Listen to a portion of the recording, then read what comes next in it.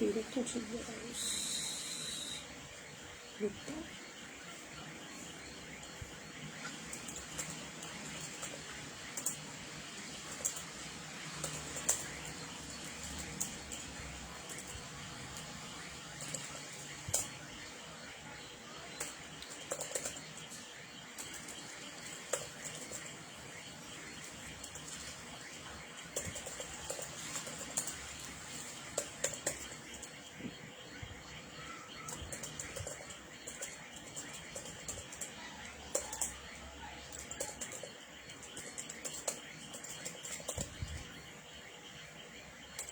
Glória a Deus.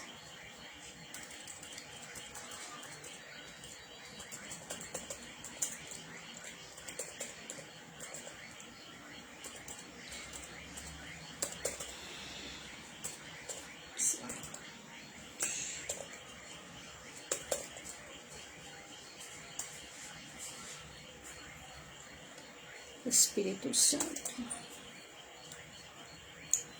Graça e paz, missionária Rita, graça e paz, Kátia Vilela, estão sendo bem-vindas aí em nome de Jesus.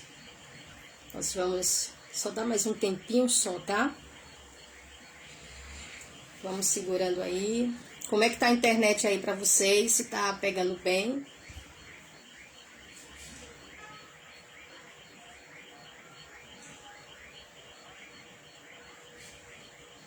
Glória a Deus.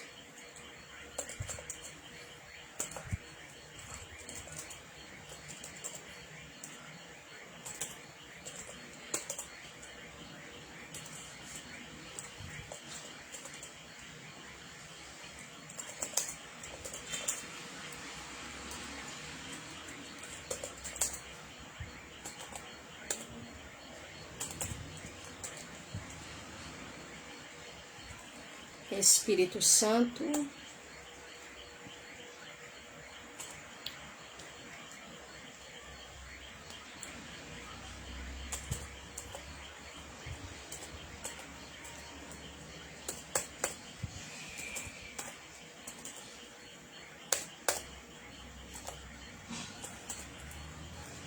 Vamos lá. Glória a Deus.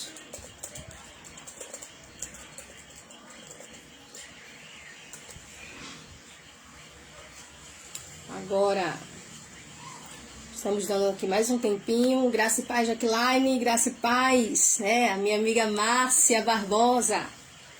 Hoje nós estamos iniciando, né, o nosso estudo, tá, gente?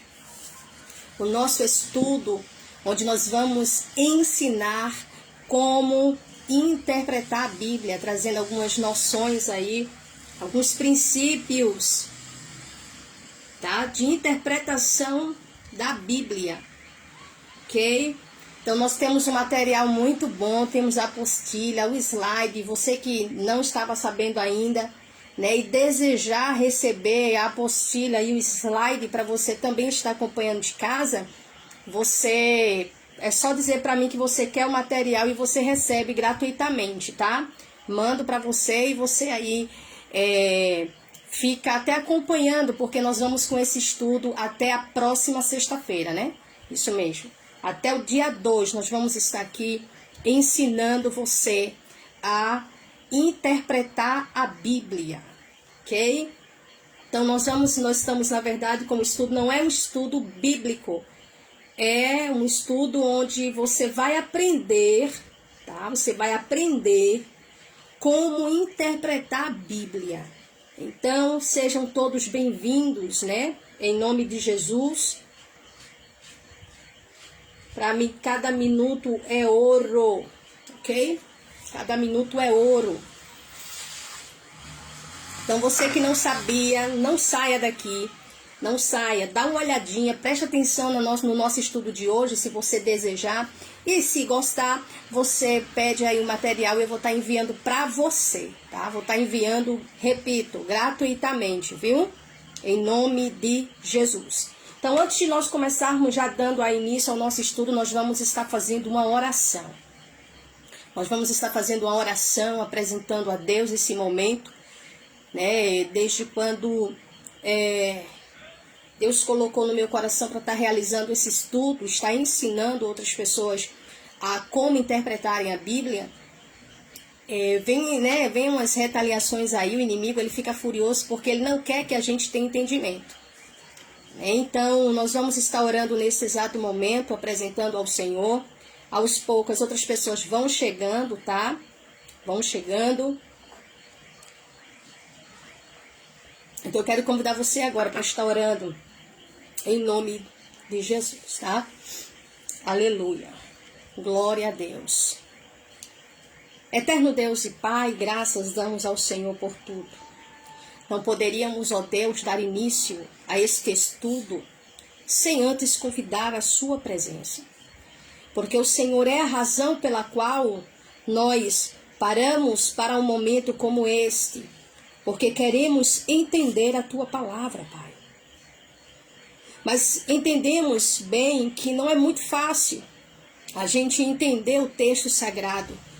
Mas se faz necessário, Pai, a gente entender, aprendermos. E eu oro neste momento pedindo que o Teu Espírito Santo venha guiando o meu coração, guiando o meu entendimento, segundo a vontade do Senhor. E assim como a igreja, que o Teu Espírito Santo venha nos abrindo o entendimento, abrindo os olhos espirituais, nos dando, Deus, a capacidade da gente compreender a necessidade de aprendermos como interpretar a Bíblia. Então eu peço a sua direção mais uma vez na nossa vida e nesse estudo, nesse primeiro dia de estudo, eu quero pedir, Pai, fica conosco em nome de Jesus. Amém. Glória a Deus para sempre. Estamos no nosso primeiro dia, né? Nosso primeiro dia aí de estudo. Nosso primeiro dia, você que tem interesse, né? Você que deseja aí aprender, né?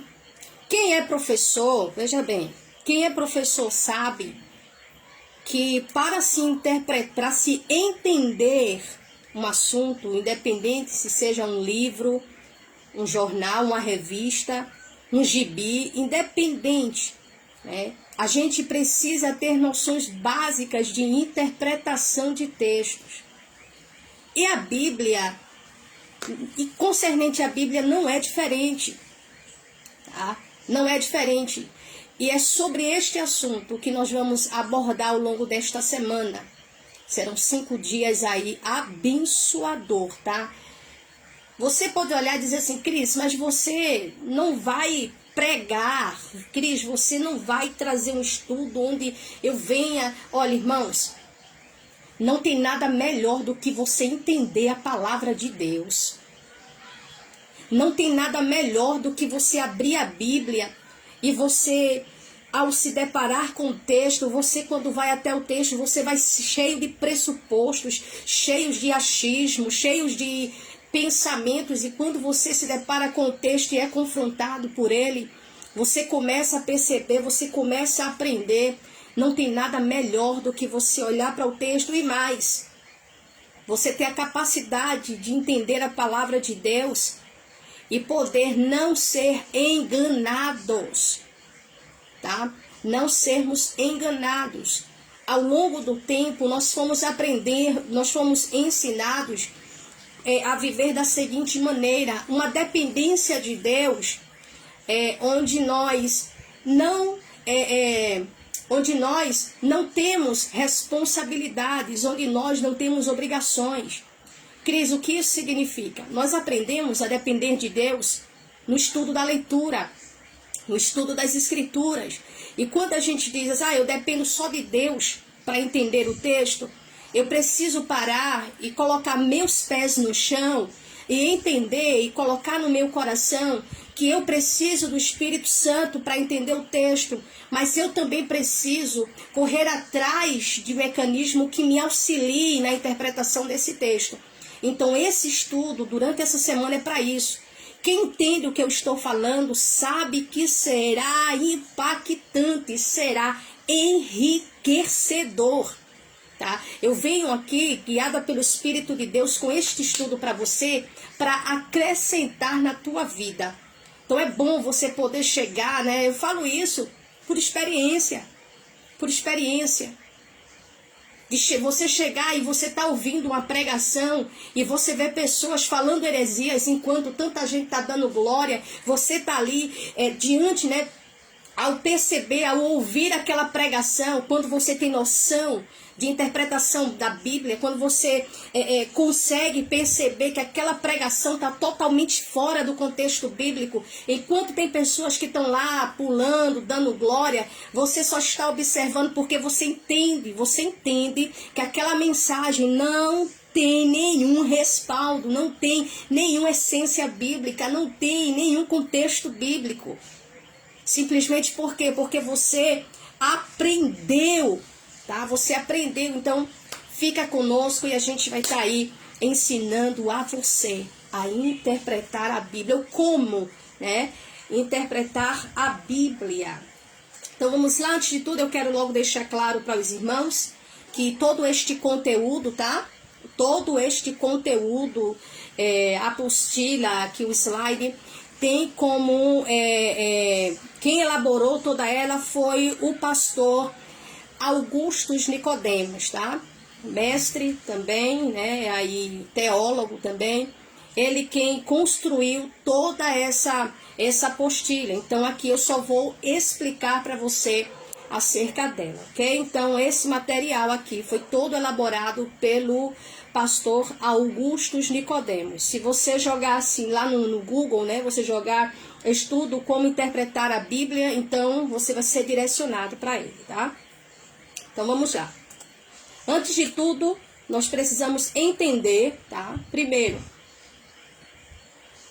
que nem todos, preste atenção aqui, nem todos, tá? Eu tô aqui na introdução, nem todos se apercebem do fato de que toda leitura de um texto envolve um processo de interpretação. Foi o que eu falei aqui, né? Quem é professor sabe, né, que é necessário que haja uma interpretação. Vamos lá, quem trabalha, né, com criança precisa, né, interpretar todo o texto e para poder estar passando a compreensão do texto para a criança ou para o adulto, no ouvinte. Então, a palavra de Deus não é diferente. Ok? E você vai entender por quê. Então, não existe nenhuma compreensão de um texto sem que haja interpretação do mesmo. Não tem como você entender um texto bíblico se você antes não tiver um processo de interpretação, ainda que isso aconteça de forma inconsciente, tá? Às vezes a gente pega um texto, seja uma revista, um jornal, e a gente lê e entende. E aí olha que quando a gente faz essa leitura, a gente não usa nenhum processo, nenhum tipo de instrumento, né? Nenhum tipo de como é que eu posso falar, de ferramenta para a gente interpretar, mas automaticamente, inconscientemente, você faz uma interpretação, tá? Então, porque é necessário para você compreender, antes de compreender, primeiro se deve interpretar esse texto. Então, vamos aqui para o segundo ponto. Sendo um texto, tá? Sendo um texto, a Bíblia não foge a esta regra. Não é porque é a Bíblia, meu irmão, que não vai existir o processo de interpretação. Então, assim como qualquer outro livro, seja isso escrito, pode ser uma pintura. Na pintura também exige, né, uma interpretação, você olhar para a leitura, para a pintura e você entender a pintura, você entender o que o pintor está querendo passar, você também precisa interpretar aquilo. Então, com relação à Bíblia, também não foge em hipótese alguma dessa necessidade de interpretar.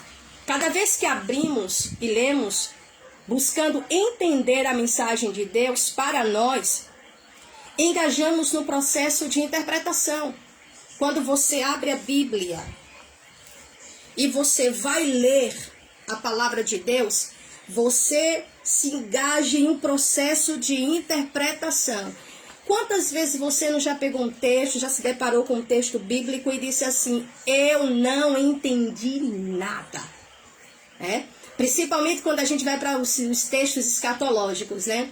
E a gente olha e diz assim, eu não estou entendendo nada. Parece mais que você está diante de um papel em branco, que você olha, não vê nada, não entende nada. Então, o que é que acontece? Mas você sabe que você necessita da palavra. E para isso, o que é necessário você fazer? Você agora vai buscar entender. E para isso, vai existir no seu coração o desejo de interpretar esse texto. Então a gente já percebe que sem interpretação não existe compreensão de nenhum texto. Seguindo diz mais, como a palavra de Deus, a Bíblia deve ser lida como nenhum livro. Por se tratar da palavra de Deus, a gente vê a necessidade da gente ler. A gente lê livros, jornais, revistas, mas quando se trata da Bíblia, a gente precisa ler ela de uma maneira como não lemos nenhum outro livro. E mais, sendo escrita por homens, ela deve ser interpretada como qualquer outro livro. Como qualquer outro livro. Eu vou falar coisas aqui que você vai ficar, para falar a verdade, né? Eu vou falar coisas aqui que eu acho que você vai ficar um pouco escandalizado, mas você vai entender onde eu quero chegar, tá? Então, por ser, um livro inspirado por Deus, por ser um livro divino, a Bíblia ela precisa ser lida como nenhum outro livro, tá? Eu gosto muito de ler, mas quando a gente parte para a Bíblia, a gente precisa ler a Bíblia de uma tal maneira como a gente nunca leu nenhum outro livro. Mas por se tratar de um livro escrito por homens, tá? Porque a Bíblia, ela não veio escrita jogada do céu. Não. Foram homens que escreveram a Bíblia. Mas, Cris, não foi inspirado por Deus? Sim, foi inspirado por Deus. Mas foi escrito por homens, tá? Foi escrito por homens. Então, além disto, a Bíblia é onde aí agora a gente começa a nossa viagem, tá? A nossa viagem nesse estudo. Além disso, a Bíblia está distante de nós em diversos aspectos. Quando eu vou ler a Bíblia, eu preciso ler tendo isso em mente. Tendo em mente que a Bíblia, ela está distante de nós em diversos aspectos. Eu não posso interpretar a Bíblia, primeiramente, eu não posso interpretar a Bíblia como se ela tivesse sido escrita em português. Eu não posso interpretar a Bíblia como se ela fosse escrita pelos brasileiros. Eu não posso interpretar a Bíblia com este pensamento. Eu tenho que levar em consideração esses aspectos, ok? E que nós veremos agora adiante, tá? Por isso, a gente precisa aí ter a gente precisa aprender, como interpretar a Bíblia, porque quando a gente tem noção, a gente percebe esses aspectos na Bíblia, então na hora da interpretação, a gente vai ter muito cuidado. Gente, muito cuidado mesmo na interpretação da Bíblia. Muito cuidado mesmo. A Bíblia, preste atenção nisso que eu vou lhe dizer.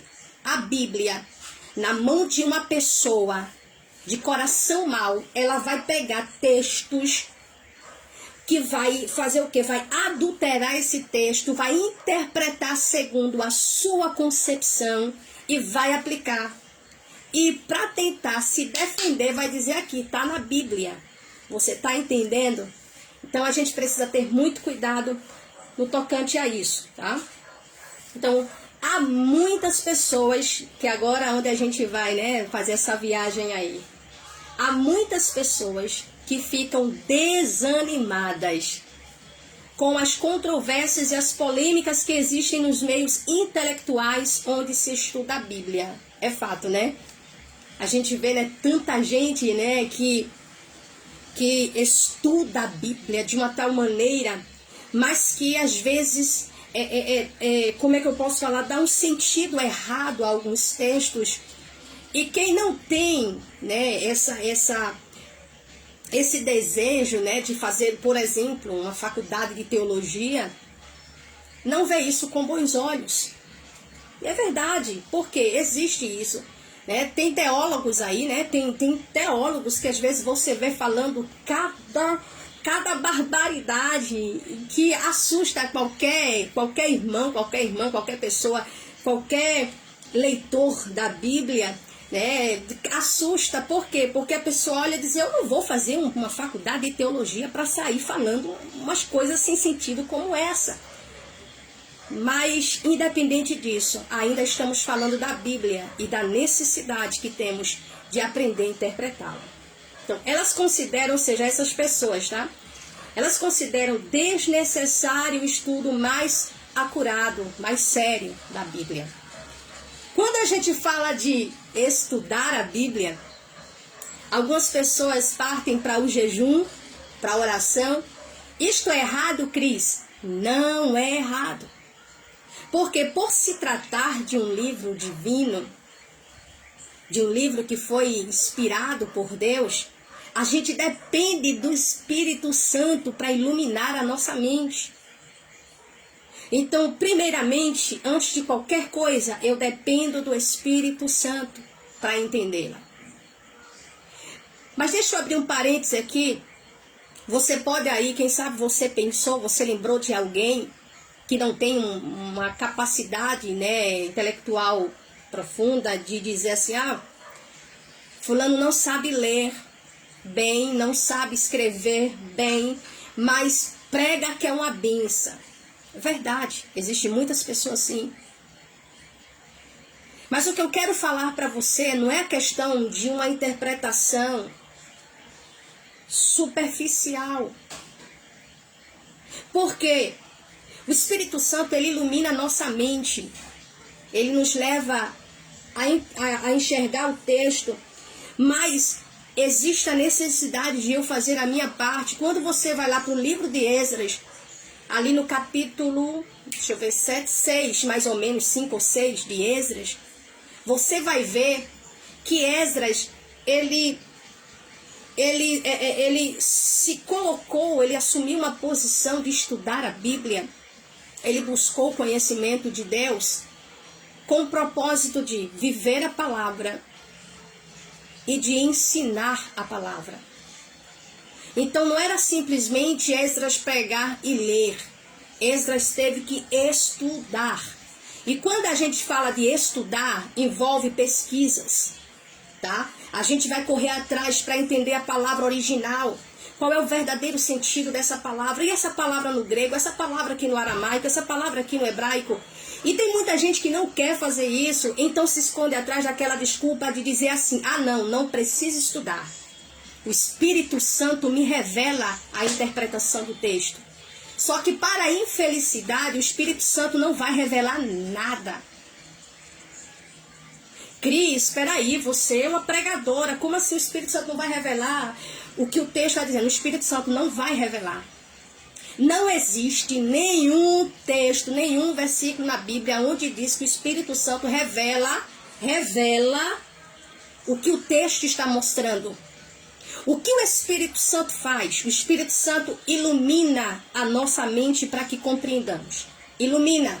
O Espírito Santo, ele nos faz lembrar. Disse até Jesus, não se preocupem com o que vocês haverão de falar, porque o Espírito Santo fará vocês lembrar o que havereis de falar.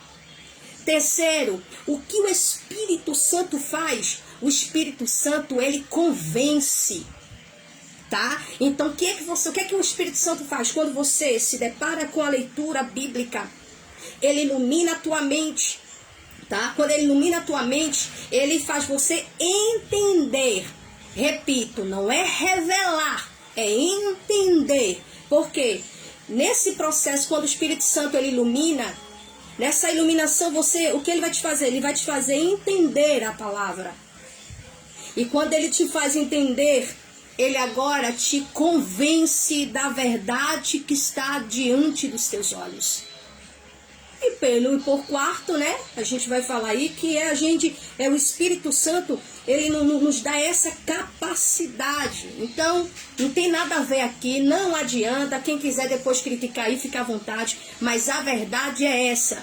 O Espírito Santo não revela o que o autor, vamos lá, falando do último livro da Bíblia, o autor que escreveu Apocalipse, né, João, vamos dizer assim, 2.000 anos atrás, o que era que João queria dizer?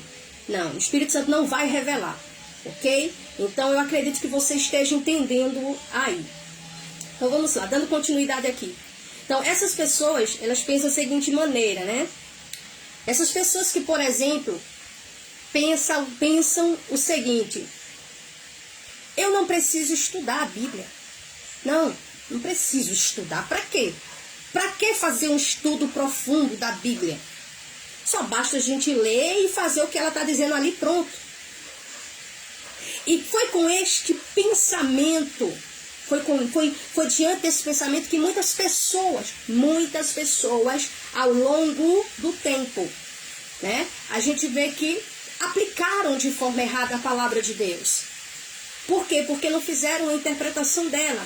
Então, para essas pessoas que pensam dessa maneira, um estudo, fazer uma faculdade de teologia, um curso básico em teologia, não é necessário. Não é necessário.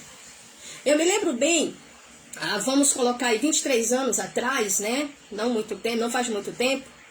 No meu tempo de jovem, quando alguém dizia assim, quando se falava em teologia, meu irmão, parecia mais que era o fim do mundo. Quem é dessa época, de 98, né? De 98 aí, sabe muito bem que eu não estou mentindo. Quando se falava em teologia, parecia mais, meu irmão, que era coisa de outro mundo. Quando alguém falava assim, fulano é teólogo, fulana é teóloga. Não, porque fulano é formado em teologia. Vixe, aquilo é um cru.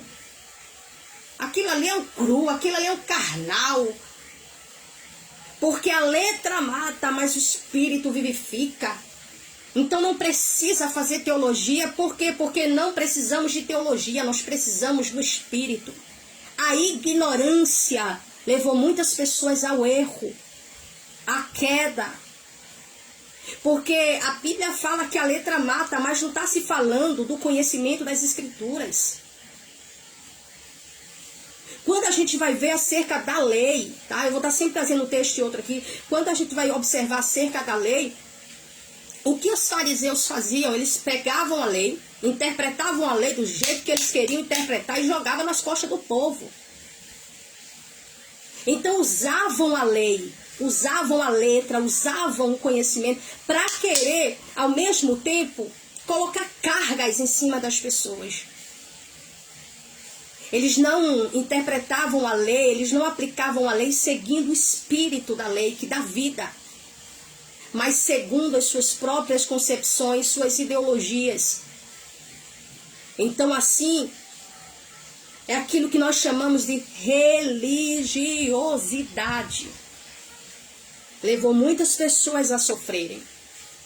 Então, muitas pessoas, por não entenderem a necessidade de termos o conhecimento, nós necessitamos do conhecimento. E mais, da maneira mais certa possível, tá? Mais certa possível. É necessário eu estar lendo aqui, porque eu sei que tem outras pessoas que não têm o material na mão.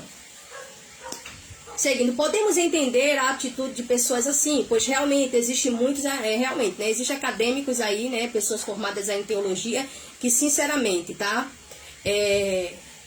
eu vou dizer uma coisa aqui que algumas pessoas podem se assustar, mas quando a gente vai estudar a Bíblia, nós temos que estudar com muito temor e tremor. Nós precisamos estudar a Bíblia com muita humildade.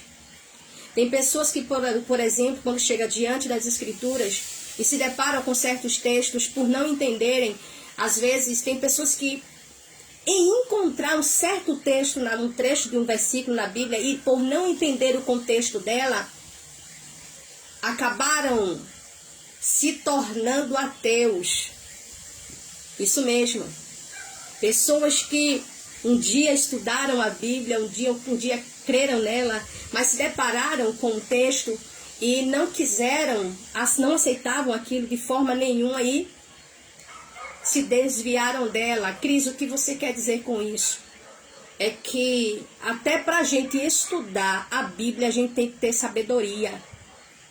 Porque tem textos na Bíblia, meu irmão, que a nossa natureza questiona.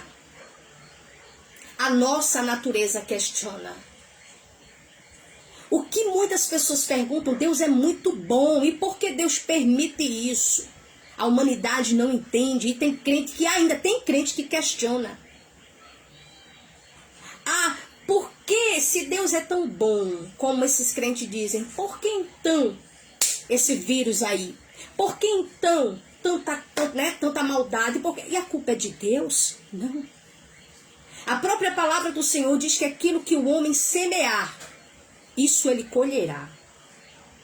Isso significa dizer que o que nós vemos hoje é consequência do pecado da humanidade. E que cada dia tende a piorar.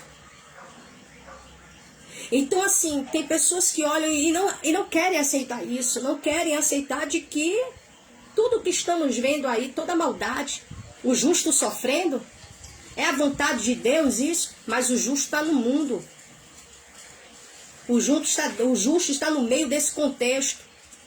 E o justo ora, Deus ouve, responde e traz o livramento. E traz a vitória. Mas o pecado traz consequência.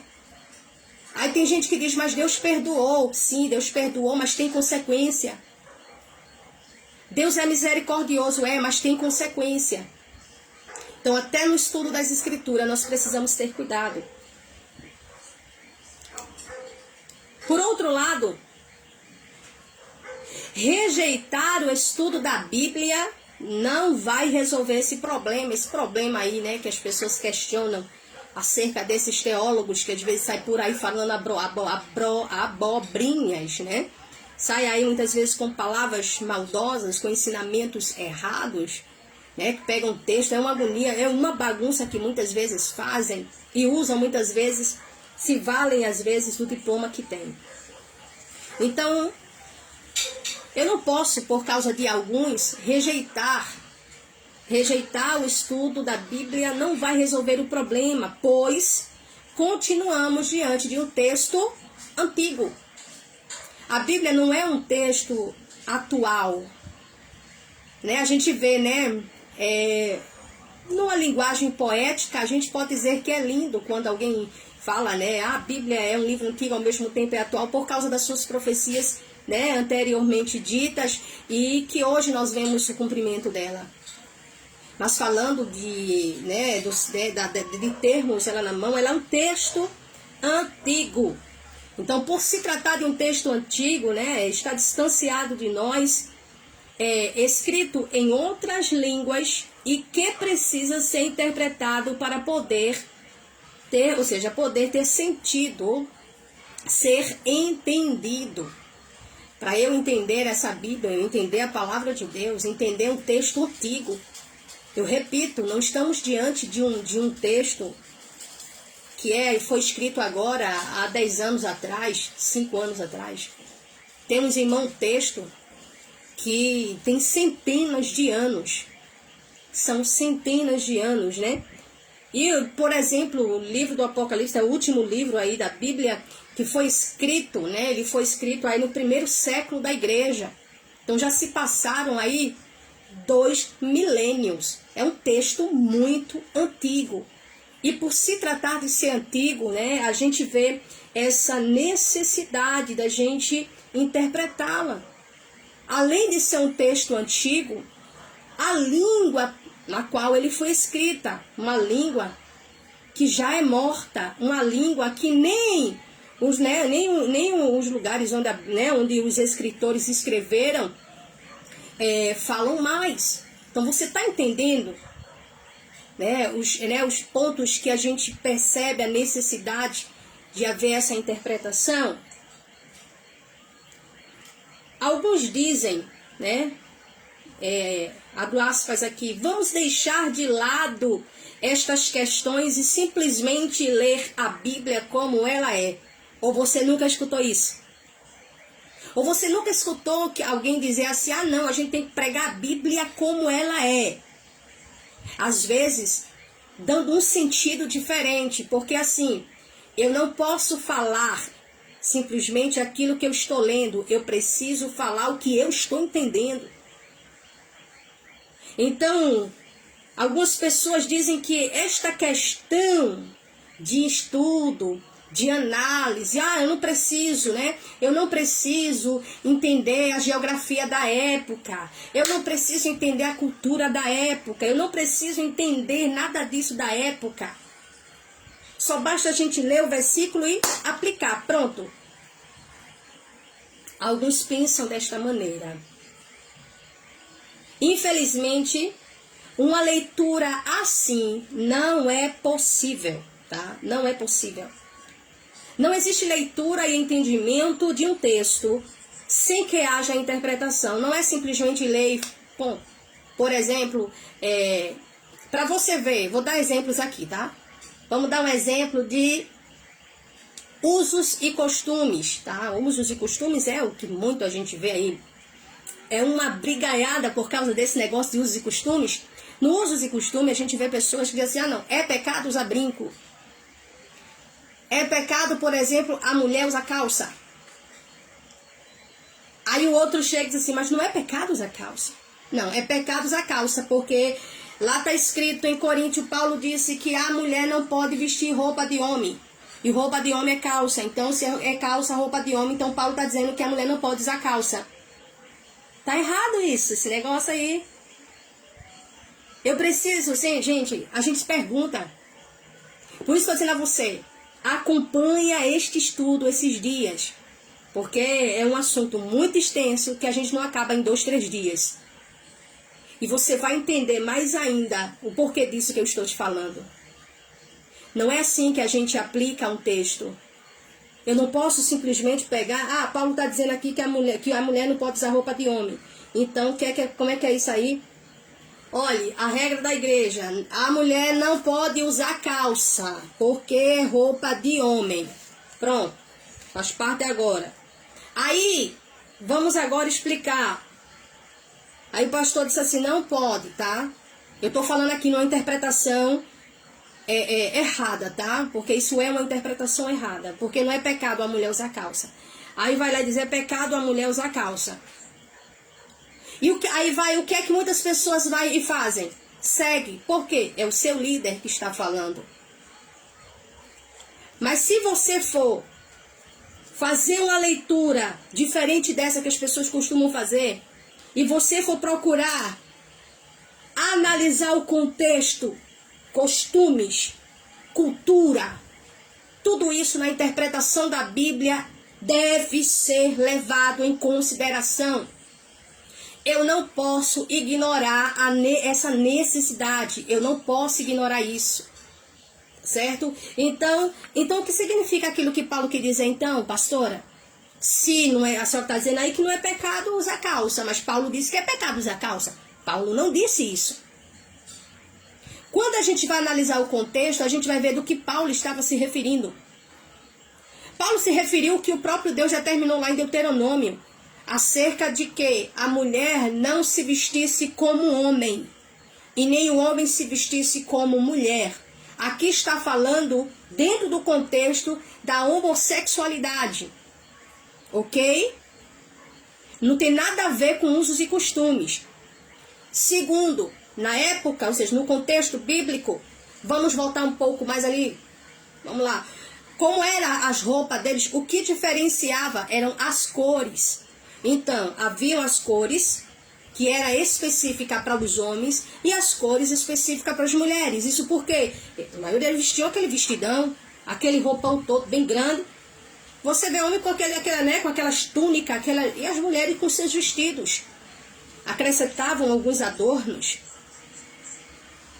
Então, espero que você esteja entendendo aí a importância. Você está entendendo como é importante a gente conhecer o contexto? Você está entendendo porque a gente precisa levar em consideração que esse texto que está diante de nós, a Bíblia Sagrada, ela é um texto antigo e precisa, sim, nós que estudamos a Bíblia, nós que temos a responsabilidade de formar opiniões, nós que temos a responsabilidade de formar pessoas, isso eu falo com relação a ser discípulo de Cristo, nós que temos essa missão precisamos sim, tá? Eu não vou chegar, por exemplo, e tentar incentivar uma pessoa que não quer, mas quando eu vejo uma pessoa que quer, meu irmão, incentivo mesmo, vai em frente. Vai lá, aprende, busca o conhecimento, porque o conhecimento ele não ocupa espaço. seguindo ainda na nossa leitura, infelizmente uma leitura assim não é possível. Não existe leitura e entendimento de um texto sem que haja interpretação, mesmo que esta interpretação se processe de forma inconsciente, como eu falei logo no comecinho, tá? Então, existe leitura que fazemos que o processo de interpretação ocorre inconscientemente. Quando, por exemplo, você pega uma revista, você lê, entende o que está se falando, você pega um livro, mas quando você, por exemplo, pega a Bíblia, tem textos que está muito claro ali, mas tem texto que você precisa se aprofundar para entender por que aquilo ali aconteceu. E para isso, a gente precisa se engajar nesse estudo, e é quando ocorre aí a interpretação não inconsciente, mas sim consciente. Então, nosso objetivo aqui é levantar alguns aspectos da natureza da Bíblia que tornam indispensável um esforço consciente de interpretação. Então, esse estudo é para isso, é para levar você a perceber que existe essa necessidade e que é indispensável esse esforço consciente para interpretar as Escrituras. Vamos lá para o nosso primeiro ponto aqui, né? O nosso primeiro título aqui, a Bíblia como um livro humano e como um livro divino. Louvado seja Deus. Creio que os irmãos estejam entendendo aí, né, irmão? Até aqui tenham entendido, né? Qualquer dúvida aí, o problema é que, como eu estou aqui só no celular, não vou ter como ver, né? Porque tem algumas, se alguém estiver mandando pergunta, irmão, e não estiver respondendo, é porque eu não estou vendo, tá? Então, eu só vejo poucas mensagens. Então, a Bíblia como um livro humano e como um livro divino. Então, nessa primeira parte, né, nós vamos aprender um pouco sobre a Bíblia como um livro humano e como um livro divino. Nós precisamos ter essa percepção, tá? Isso mesmo, nós precisamos ter essa percepção. Eu não posso olhar a Bíblia apenas como um livro divino, um livro que foi inspirado, apenas como um livro divino, que foi Deus que, né, ordenou que fosse escrito. Mas eu também preciso ter essa percepção de que é um livro humano também. Tá? E por ser escrito por homens, é que exige esse engajamento aí desse processo, né, de interpretação.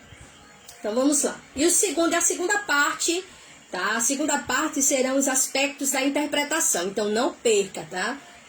Não perca. Agora a gente vai ver aqui, na primeira parte agora nós vamos ver a Bíblia como um livro humano e o livro divino.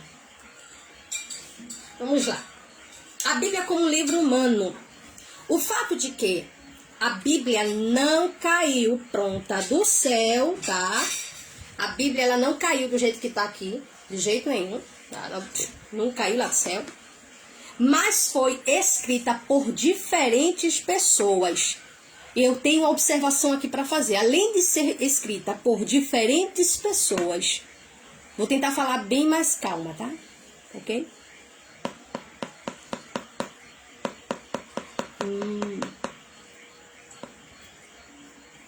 Vamos lá. Mas foi escrita por diferentes pessoas e mais, em diferentes épocas. Isso mesmo, tá? Diferentes pessoas, diferentes épocas, línguas e lugares, tá? Por causa disso, acende um alerta na minha mente. É preciso que acenda esse alerta na tua mente. Deixa eu repetir. O fato de que a Bíblia não caiu pronta do céu, mas que foi escrita por pessoas em diferentes épocas, diferentes línguas, diferentes lugares, acende um alerta. Eu preciso parar na hora que eu vou estudar.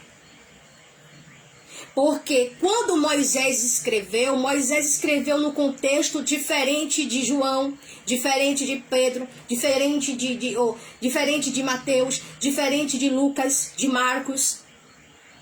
Quando É só um exemplo, tá? Não vou me aprofundar aqui em interpretação dos versículos, não. Mas quando, ali em capítulo 24 de Deuteronômio, a gente vê Moisés permitindo carta de divórcio.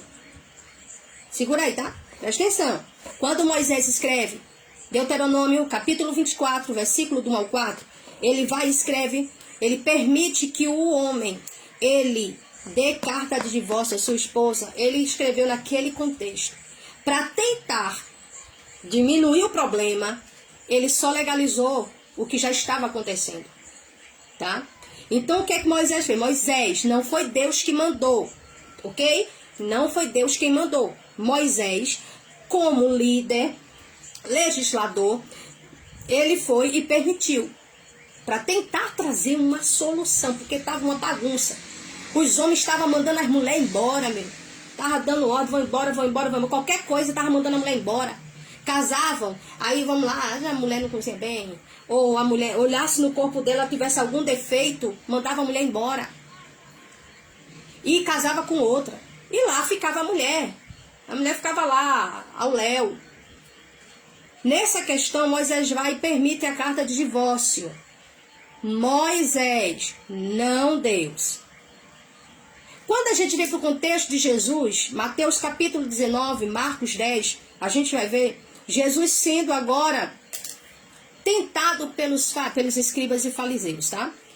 Quando eles vêm até Jesus, eles vêm com uma questão para tentar Jesus, para ver se Jesus infringe a lei de Moisés. A questão era essa. Então, quando eles vêm com essa questão do divórcio, dizendo assim, é lícito o homem repudiar sua esposa por quaisquer motivo? Porque nessa época haviam duas escolas teológicas, tá? Hillel e Shammai. Hillel, essa escola, nessa linha teológica, defendia que o homem poderia mandar a mulher embora por quaisquer motivo. Se casou, se a mulher casou e não sabia cozinhar, casamento acabou. Casou, ficou gordinha, manda embora. Tudo era motivo para mandar a mulher embora. Então, esses fariseus que estavam diante de Jesus abordaram Jesus com essa questão e vieram seguindo essa linha teológica. Então Jesus, que era um rabi, que também frequentou uma escola teológica, tá? Que fique todo mundo ciente aí, porque tem gente que olha, Jesus não estudou não. Jesus ia estudar, irmão. Jesus era plena sabedoria. Não esqueça que Jesus também ali estava como homem. E Jesus, ele seguia a linha teológica de Shammai. E nessa linha teológica, defendia que não era por qualquer motivo, a não ser que houvesse o que é chamado, né, de relações sexuais ilícitas, mais conhecido como a fornicação, o adultério, o sexo extraconjugal. Então, quando Jesus é questionado, Jesus vai com a resposta. E Jesus deixa claro para eles que não é por qualquer motivo, não é assim. E Jesus disse, se o homem se separar da mulher, sem haver caso de infidelidade ou adultério, se ele se divorciar da mulher, a não ser por esse motivo, e ele casar com outra, ele vai estar em adultério. E a divorciada, se ela se casar com outro, vai estar em adultério. Veja aqui, Moisés tentando trazer uma solução, falou de uma forma cá, há centenas de anos atrás, do tempo de Jesus. E já no contexto de Jesus, o que é que a gente vê? A gente vê Jesus chamando o homem para o princípio, para a lei que Deus estabeleceu do princípio. Porque Jesus disse, no princípio não era assim. Porque está escrito que deixará o homem pai e mãe, unir-se à mulher e ambos serão uma só carne. Ou seja, Jesus faz questão de trazer agora diante dos fariseus, dos escribas que ali estavam, que a lei do princípio, que foi a que Deus estabeleceu, que o homem deixaria pai e mãe e iria se unir à mulher e ambos seriam uma só carne. Diante disso, o que é que Jesus estava mostrando? É que a lei de Deus é ela quem tem que imperar. Porém, entretanto, Jesus deixa claro que Moisés permitiu, por causa de quê? A dureza do coração dos homens. Então, o que eu quero dizer a você é que Moisés escreveu no tempo, em um contexto, em uma língua. Já Jesus aqui em um contexto diferente, um tempo diferente, uma língua diferente. Então, quando a gente vai interpretar, a gente precisa levar em consideração isso, ok? Então, eu quis colocar esses dois textos para vocês. O fenômeno do distanciamento, ele aparece em diversas áreas. Porque, quando a gente vai estudar a Bíblia, quando nós vamos estudar a Bíblia, nós precisamos levar em consideração isso, tá?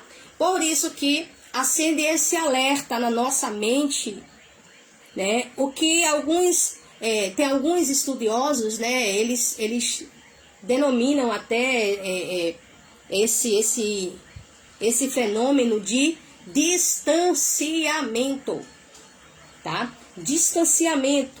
Porque estamos diante, vamos lá, pessoas diferentes, línguas diferentes, lugares diferentes. Diante disso, né, esses estudiosos da Bíblia, né, tem chamado, né, esse fenômeno aí de distanciamento. Então, nós vamos perceber que esse distanciamento se divide em diversas áreas. Diversas áreas. Primeiro, nós vamos falar acerca do distanciamento temporal. Tá? Distanciamento temporal.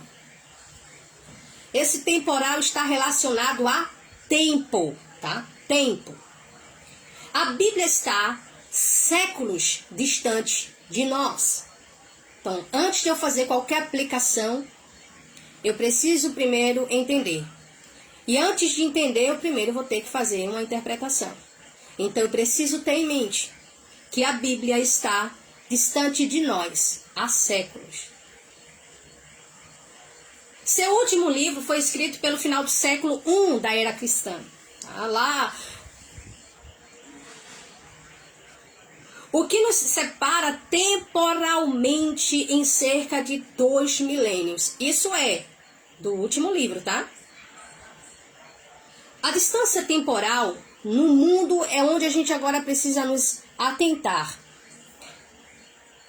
Veja só, a distância temporal no mundo em constantes mudanças. Quem lembra aqui ali, vamos lá, vamos colocar aí. Eu não tô lembrada do ano porque não é do meu tempo não, tá, gente? Eu acredito que não é do meu tempo não, que eu nunca usei essas calças não. Mas aquela calça bocassino, né? Bocassino. Aquelas calças, né, da barra larga, eu não lembro qual é né, de que ano ela é. Mas o que eu quero dizer é o seguinte, que quando o tempo passa, a cultura vai mudando, né? A moda vai, né, as coisas vai entrando, novos costumes, vai vindo, né, novos modelos, e as pessoas vêm sempre cuidar. Por quê? Isso é natural, tá? Lembre-se que esses costumes, ou seja, corrigindo, essas constantes mudanças no mundo é natural. Logo, hoje, o texto que nós nos deparamos todos, a Bíblia, eu preciso ter isso em mente que ela está distante de mim. Está na minha mão, mas ela está distante de mim. O texto está distante de mim. E mais, aí a gente olha que nesse distanciamento temporal, a gente olha e percebe que nós estamos em um mundo de constantes mudanças. E mais, faz com que a maneira de encarar o mundo... Olha aí, década, né, de 60, 70, 80. Eu nasci em 83, então não usei esse negócio não, tá? Não usei essa roupa aí não. Viu? Era bocassino desse tamanho, os cabelos, capacete de jaspion, né? A coisa toda e cabelo, capacete de jaspion, Black Power, né? Fez muita... mas o que é que eu quero dizer? O tempo passa aí, ó, as coisas vai mudando, vai chegando as chapinhas, vai chegando as banhas Zezé, né? E vai fazendo dando aquelas lapadas na cabeça e vai vendo as mulheres nos lenços, né? Cabelinho todo esticadinho, todo puxado na corda. Isso aí. Por quê? Porque o tempo passa. O mundo está em constantes mudanças. Eu não posso ficar... Gente, acorda. A gente precisa acordar. Nós estamos na era da tecnologia. Segura aí, estamos na era da tecnologia. Por quê? Hoje nós temos o celular na mão. Eu posso falar com a irmã lá do outro lado do mundo. Em fração de segundos, eu já estou falando com ela, já estou falando com o irmão. Porque nós estamos na era da tecnologia. Mas lá no tempo bíblico não tinha WhatsApp, não tinha telefone. O que era que tinha? Expresso Canela. Quando não era Expresso Canela, era cavalinho, era carroça, né? Era aquelas carruagens. Vai levar a mensagem, camarada. Tinha que ir a cavalo, muitas vezes, dias para chegar, para entregar uma mensagem. Eu estou falando aqui no contexto bíblico. Pense, então, com o passar do tempo, em um mundo de constantes mudanças, ao perceber isso, ao ter esse alerta na minha mente, isso faz com que eu encare, né? Faz com que a maneira de encarar o mundo, os aspectos culturais e linguísticos dos escritores da Bíblia se percam no passado distante. Ao perceber, ao entender que, diante do distanciamento temporal, ao entender que vivemos num mundo de constantes mudanças, isso faz com que a maneira de encarar o mundo, isso aqui, ó, os aspectos culturais e linguísticos dos escritores da Bíblia se percam no passado. Você está entendendo que eu não posso interpretar a Bíblia, meu irmão, como se eu tivesse interpretar a Bíblia como se tivesse como se a Bíblia tivesse sido escrita em português, francês, alemão, inglês? Eu não posso interpretar a Bíblia dessa maneira. Por isso a necessidade de um engajamento, de um envolvimento, de uma dedicação de hora, de tempo, de estudo. E nem todo mundo quer fazer isso. Nem todo mundo quer isso. Sabe? É cansativo. É cansativo. Olha, tem gente que entende o que eu estou falando. É cansativo por demais. É cansativo. Mas só em saber que você está levando uma verdade genuína, uma exegese aqui, né? Que tem como é que eu posso dizer? Uma exegese pura. Não tem preço. Mas tem pessoas que não querem nem saber, ó. Chega lá, olha, principalmente quando tem nome, principalmente quando é famoso. Quando é pregador, pregadora famosa. Olha, é só chegar lá, meu filho. É só chegar lá, falar umas línguas. É só chegar... Eu sei do que eu estou falando. É só chegar lá, falar umas línguas. É só chegar lá e ler o versículo. Ler ali o Salmo 91. Salmo 91, meu irmão, mexe com o coração de todo mundo. É só chegar lá, ler, aí dá uma explicação assim, pronto. Recebe lá o pagamento e vai embora. Eu louvo a Deus porque Ele é justo e a cobrança vai chegar. O dia da cobrança vai chegar. O dia da cobrança vai chegar. Mas aqueles que têm verdadeiramente o chamado de Deus e entendem o tamanho da responsabilidade, sabem muito bem da necessidade da gente estar ali, ó, se dedicando horas a fio de estudo, de análise. Ah, irmã, mas é só para chegar ali e pregar 10 minutos, 15 minutos. Não precisa estudar não, é só chegar lá e falar assim mesmo. Não. Não. Quem quiser seguir nesse caminho, faça. Mas eu te aconselho, você que tem chamado de Deus, não entra nesse caminho não, vai pelo caminho da verdade. Vai pelo caminho do estudo da Bíblia. Dedique horas, separa tempo. Vai devagarzinho, mas vai do jeito certo. E com certeza o teu ministério será frutífero e abençoado e abençoador para a glória de Deus. Porque é bom quando a gente leva a palavra para as pessoas e Deus, sabe? Eu não estou falando aqui de profecia, eu estou falando da palavra.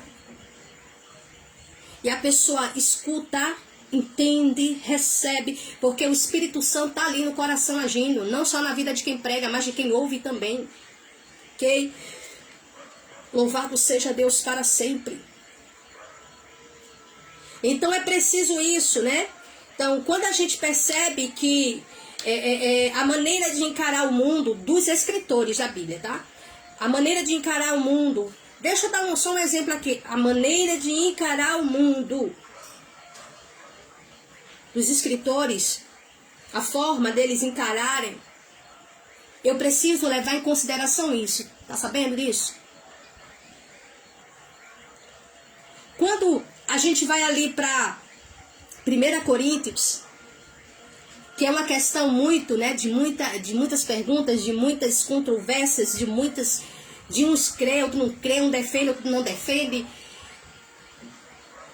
Quando Paulo disse assim, veja, a maneira de encarar o mundo, né, como um escritor vê o mundo, como um escritor está diante, o contexto dele, o que está diante do escritor. Paulo uma vez disse assim, que a mulher estivesse calada. Ele vira e diz, eu não permito que a mulher fale. Diante disso, algumas pessoas pegaram esse texto e olharam e disseram, não, a liderança feminina é abominável, porque a Bíblia diz que é para a mulher ficar calada. Tem igreja, tem ministério que é pior ainda, que vai e diz assim, não, a mulher não fala. Aqui a mulher não fala, aqui a mulher chega, entra muda e sai calada. Aqui mulher não tem voz, aqui mulher não sobe no púlpito, aqui mulher não senta no púlpito, aqui mulher não existe. Aqui mulher só serve ali, a mulher ali é só alguém que está ali sentado, só fazendo número. Por quê? Não, porque Paulo disse que é para a mulher ficar calada na igreja. Ela só pode falar quando estiver em casa. Porque se ela quiser aprender alguma coisa, ela tem que, quando chegar em casa, perguntar ao marido. Paulo disse que ela, para aprender, se ela quisesse aprender, ela tinha que perguntar ao marido em casa? Sim. Paulo disse que era para a mulher estar calada na igreja? Sim. Paulo disse que ele não permitia que a mulher falasse, que a mulher ensinasse na igreja? Sim. Paulo disse tudo isso. Então, irmã, o que a senhora agora tem a dizer contra isso? Não tenho o que dizer contra isso. Mas convidar você a entender isto. E a gente não pode entender esse texto sem analisar o seu contexto. Sem observar a sua cultura. Sem observar os seus costumes. Você está entendendo? No contexto em que Paulo está, onde Paulo diz que a mulher deve ficar calada. No contexto onde Paulo diz, observe bem, a maneira de encarar o mundo. Os aspectos culturais e linguísticos dos escritores da Bíblia se perderam lá atrás. Então eu quero te chamar a atenção para o que Paulo estava falando, o contexto que Paulo estava. Nesse contexto de Paulo, a mulher não podia falar, era proibida a mulher falar, tudo isso. Aí quando a gente vai, só estou dando uma pincelada aqui, tá? Para você ver essa diferença, a importância da gente entender o contexto. Quando a gente vai lá no contexto, quando a gente tenta voltar no tempo, o que é que a gente precisa entender? Por que Paulo disse isso? Porque ainda no capítulo 11 de 1 Coríntios, Paulo, ele incentiva as mulheres a profetizarem. E as profecias ocorriam nas reuniões. Ou você pensava o quê? Que a mulher ficava profetizando para as paredes? Não. Então a gente vê que quando eu olho e vejo Paulo incentivando aqui as mulheres a profetizarem, e aqui do outro lado, no mesmo contexto, eu vejo Paulo falando que ele não permite a mulher ensinar, é onde vem agora a pergunta, por que Paulo então disse isso? Você está entendendo? a importância de eu entender porque Paulo disse aquilo, eu preciso saber porque Paulo disse aquilo. E como é que eu vou saber? Se o texto ficou lá, está enterrado lá atrás no tempo. Entenda o enterrado que eu estou falando, tá? Ficou no passado distante. Então como é que eu vou entender, vou compreender porque Paulo disse isso? Aí é onde entra o estudo acurado, profundo das Escrituras. Então o que é que eu vou fazer? Eu vou procurar saber por que Paulo disse aquilo. Aí você vai analisar o que? O contexto da época, como era que viviam as mulheres da época, né, gente? A gente precisa fazer isso. Como é que viviam as mulheres? No tempo de Jesus, você está pensando o quê? Eu já vi pessoas questionarem, a mulher não pode ser líder, a mulher não pode ser pastora. Por quê? Porque Jesus não chamou nenhuma mulher para segui-lo. Ele não colocou nenhuma mulher para compor o seu corpo de discípulo. Por isso, porque a gente não vê. Só que tem um porém, meu irmão. Tu acha o quê? Que Jesus ia chamar a mulher num contexto onde a voz da mulher, o testemunho de uma mulher não tinha valor? Você está entendendo? Jesus, essa é pura sabedoria. Estávamos diante de um contexto, de uma cultura totalmente diferente. De uma cultura onde a mulher não tinha direito ao estudo. Onde as escolas teológicas, você achava o quê? Que você via mulheres lá dentro, né, da escola teológica de Shammai e de Hillel nesse período, que são as escolas mais famosas da época. Você acha o quê? Que as mulheres estavam lá dentro? Não, meu irmão, a mulher estava em casa, lavando, cozinhando, passando e arrumando. Passando não, corre, passando não. É o nosso costume passando. Estavam lá, lavando, cozinhando, tá? Às vezes segurando um menino na mão, outro no braço e o outro no bucho. Porque era assim. Mulher, para que a mulher serve? Fazer menino, irmão. Era menino até umas horas que isso era feito. Você acha que Israel crescia de uma maneira? Por quê, meu irmão? Diante desse contexto, como Jesus iria chamar uma mulher para compor o corpo de discípulos? Se Jesus, ora estava aqui, ora estava num lugar, ora estava outro, os discípulos estavam com ele. Você já imaginou uma mulher tá andando atrás de Jesus para tudo quanto era canto? Dormindo fora de casa, deixando marido e menino em casa? Por favor! Eu preciso analisar o contexto e entender por que Jesus não chamou a mulher para compor o seu corpo de discípulos. Quando eu entendo o contexto e vejo que a voz da mulher, o testemunho de mulher não tinha valor, não tinha peso algum. Quando a gente vai entender que a mulher não tinha direito a um estudo. Eu estou falando da cultura de Israel, não estou falando da cultura gentílica, não. Porque diferente da cultura de Israel, na cultura gentílica, as mulheres se destacavam. Mulheres falavam. As mulheres entravam no templo lá, no templo dos seus deuses lá, e falavam. Haviam sacerdotisas na cultura lá, tá, gente? Na cultura gentílica. Presta atenção que eu quero mostrar pra você. Mas na cultura de Israel, não. A cultura de Israel era diferente. Então, eles estabeleceram isso. Mulher não tem acesso a estudo, mulher não pode falar. O testemunho da mulher, foi a mulher que viu, desconsidera. Então, para que Jesus ia chamar a mulher para estar andando com ele? Só que, quando a gente volta um pouco no tempo, nós vamos lá para o contexto do Antigo Testamento, no caso Débora, né? Que é uma das, ou seja, ela é a principal mulher, onde a gente fala de liderança, né? É a principal. E quando a gente vê Débora, quem é que a gente vê aqui? Uma mulher. O que essa mulher era, pelo amor de Deus? Profetiza, juíza. E mais, casada, minha irmã. Pense numa mulher abençoada. Você está pensando o quê? Que para Débora ir lá, ficar lá debaixo da palmeira de Débora, enquanto Israel ia ao seu encontro para levar suas causas para serem julgadas, você pensava o quê? Que Débora abandonava a casa, deixava a comida lá para Lapidote fazer? Não. Ela cuidava da sua casa primeiro, para depois ir cuidar das coisas do Senhor. O que você quer dizer com isso, Cris? Estamos diante de um contexto onde uma mulher tem voz, onde uma mulher tem autoridade, onde uma mulher exerce autoridade sobre homens. Mas no contexto de Paulo, a mulher não podia falar em público, a mulher não pode ensinar. A mulher tem que ficar calada, a mulher não pode dizer nada. Você entendeu essa diferença? É isso que a gente fala, por exemplo, o mundo em constante mudanças. E quem faz essas mudanças no mundo são quem? É Deus? Não. É o próprio ser humano. Porque você achar o quê? Que vai perdurar a mesma cultura ao longo de séculos, de milênios? Não. Por quê? Morre uma geração e vem outra. Com o passar do tempo, você vai vendo que as coisas vão mudando, porque vivemos em um mundo de constantes mudanças. Aqui a gente vê Deus levantando Débora. Quem levantou Débora? Deus. Deus levantou Débora. Débora liderava só mulheres? Não. Débora liderava homens também.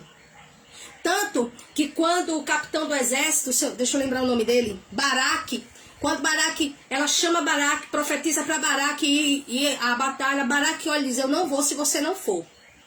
Porque Baraque confiava em Débora. O erro de Baraque foi esse. Por que foi o erro? Porque a profecia da parte de Deus era... Calma, viu, gente? Não é internet não, tá? Eu tô com um probleminha aqui no celular já. Então, Baraque... A questão de Baraque é porque, assim, Deus, a ordem de Deus foi que Baraque fosse. A vitória iria ser trazida por mão de Baraque. Mas aí o que é que Baraque faz? Não, Débora, eu só vou se tu for. Então, em vez de confiar em Deus, ele confiou em Débora. Mas Deus era tão fiel na vida daquela mulher, que Deus olhou e disse assim para Débora, Débora, eu vou dar vitória a Israel. Mas não vai ser pela mão de Baraque. Vai ser pela mão de uma mulher. Acabou-se. Então eu vejo Deus aqui levantando uma mulher com autoridade. Uma mulher que não só julgava as questões do povo, mas que também esta mesma mulher, ela trazia um ensinamento, porque profecia, meu irmão.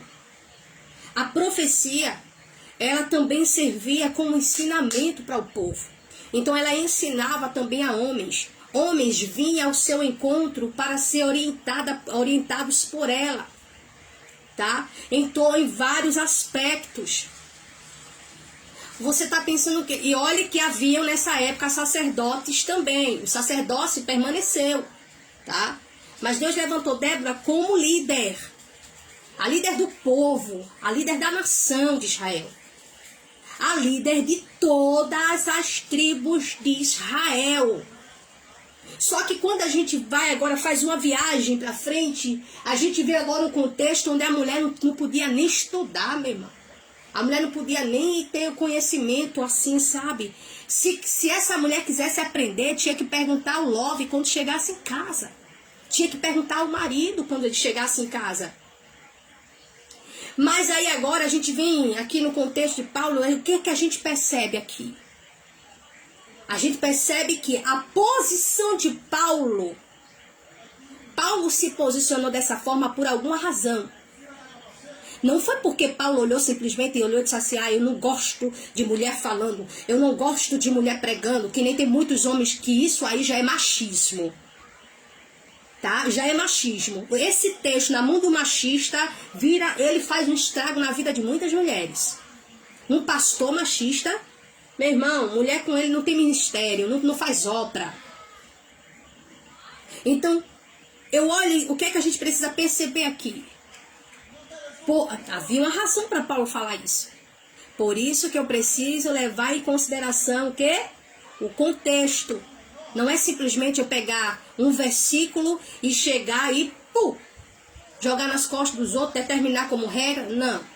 Eu preciso, sim, analisar o texto, analisar o versículo dentro do seu contexto. Eu não posso tirar um versículo do texto, tá? Se eu for interpretar por isso ele fala, texto fora de contexto gera pretexto que gera heresia. Ok? Texto fora de contexto gera pretexto que gera heresia.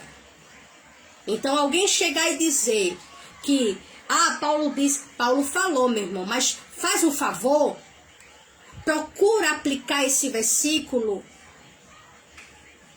analisando o contexto, depois vem e fala, porque não adianta a gente pegar um versículo, jogar lá o versículo sem ter um entendimento, sem ter uma compreensão desse versículo. Então a gente percebe aqui, né,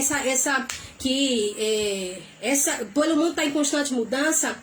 né, faz com que a maneira de encarar o mundo, os aspectos culturais, linguísticos dos escritores da Bíblia se percam no passado. Portanto, como qualquer documento antigo, a Bíblia precisa ser lida levando-se isto em conta.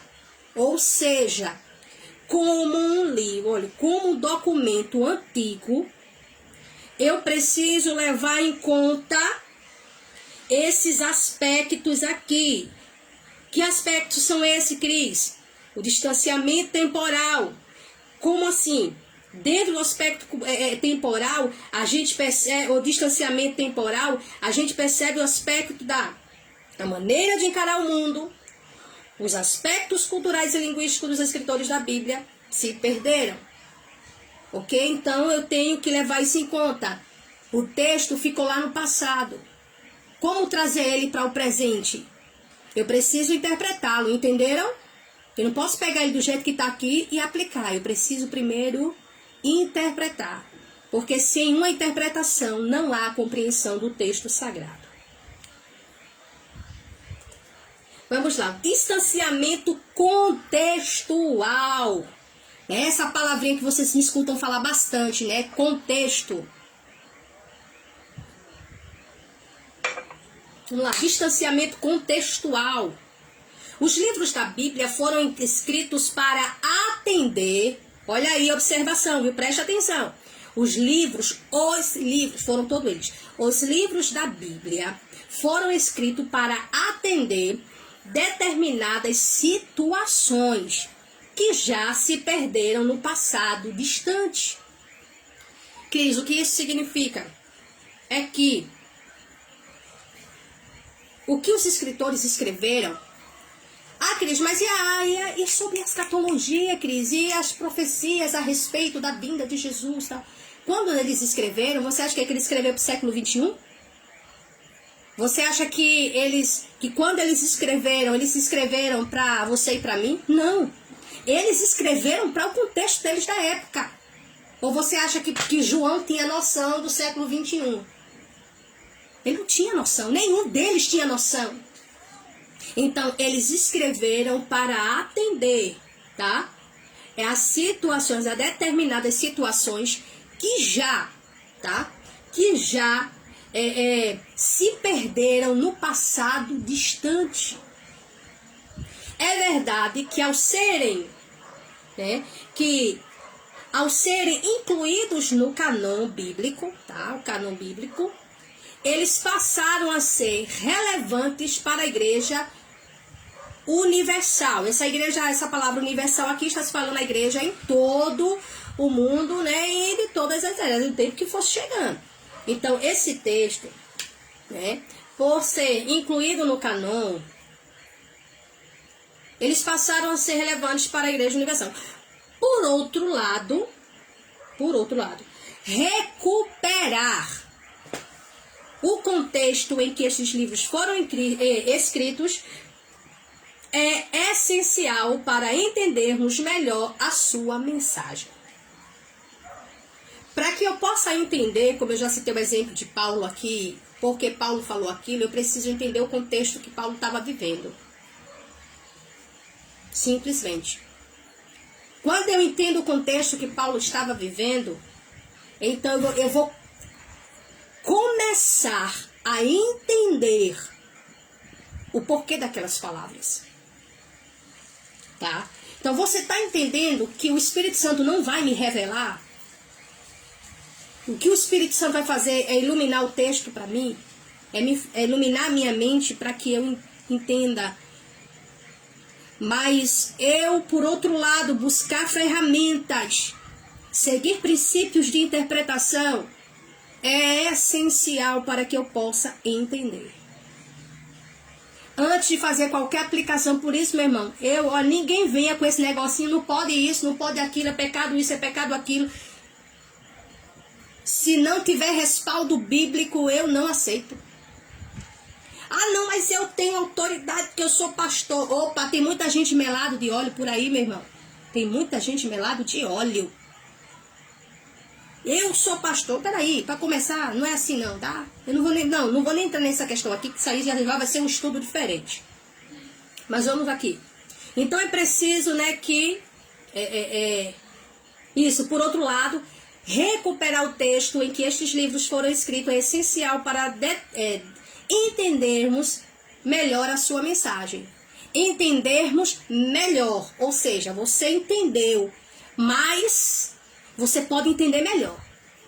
Porque assim, o Espírito Santo, ele nos traz a luz, ele nos leva, a gente entende, deixa eu ver se eu estou conseguindo explicar para vocês.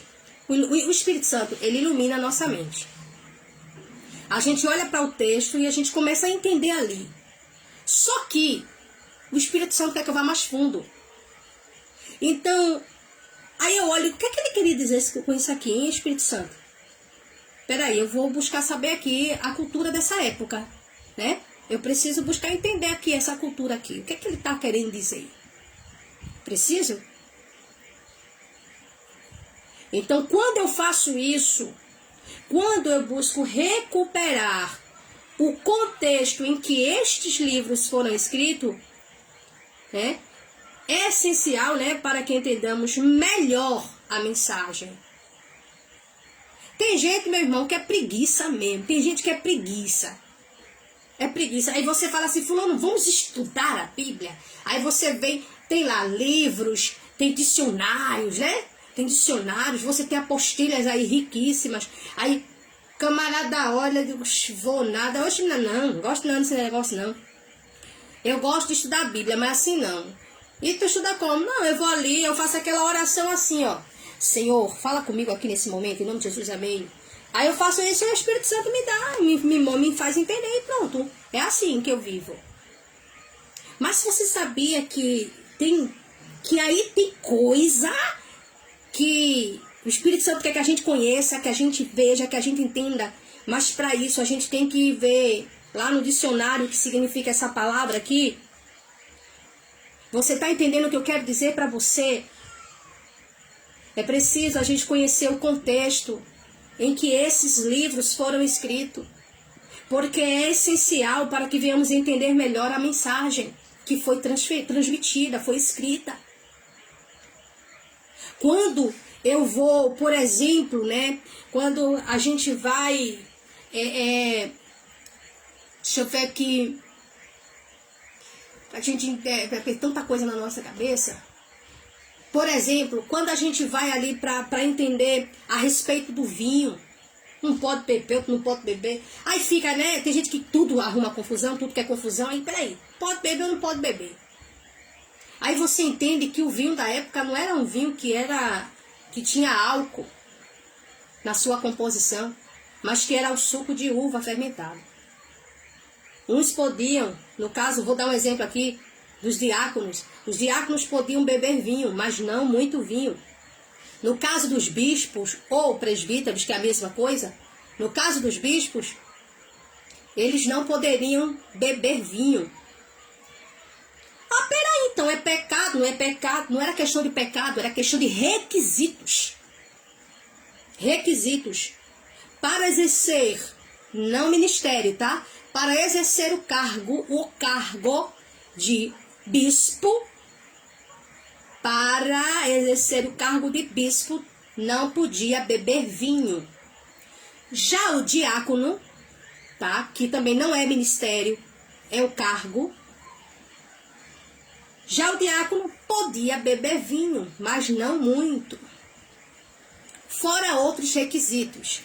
Então, quando a gente vai para aquele contexto, a gente começa a entender. Não significa dizer, meu irmão, olha, conhecer o contexto, entender o que os escritores queriam falar naquele momento, não significa dizer que hoje, aqui agora no nosso tempo, é bagaceira, a gente pode fazer o que quiser da vida e deixar para lá porque está num contexto diferente. Não é isso.